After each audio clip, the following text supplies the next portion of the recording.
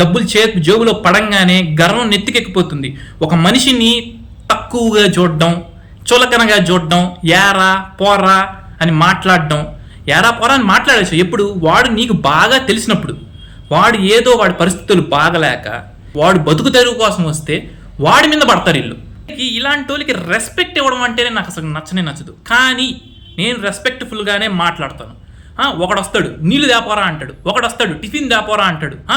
ఎంత మదం ఎక్కి ఎంత కొవ్వురా మీకు ఒక్కొక్కడికి? ఏమంత ఎక్కువైపోయిందా?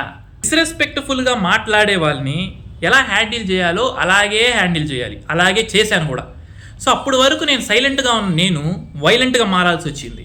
వాడు యారా అంటే మనం కూడా యారా అనాలి, కొట్టుకుందాంరా అంటే కొట్టుకుందాంరా అనాలి, రౌడీజం చేయాలి. ఇట్లాంటి వాళ్ళని అలాగే హ్యాండిల్ చేయాలి. నోరు గట్టిగా మాట్లాడాలి, కళ్ళు స్ట్రైట్గా చూడాలి, ఏరా అంటే ఏరా అని అనాలి. సో భయపడకూడదు. అప్పుడు వాడు తగ్గుతాడు. డైరెక్ట్గా చాలా మందితో గొడవలు పడ్డా, సూపర్వైజర్లతో గొడవ పడ్డా, ఇంజనీర్లతో గొడవ పడ్డా, వాడికి తెలిసింది రే ఈడు జోలికి రాకూడదురా. కొన్నిసార్లు మన పరిస్థితుల వల్ల మనం తగ్గాల్సి వస్తుంది, తప్పులేదు. కానీ అదే విధంగా వాడు మనల్ని బానిసలాగా చూస్తా మనల్ని చీదరించుకుంటా ఉంటే వాడికి సరైన గుణపాఠం చెప్పాల్సిందే, తగ్గకూడదు.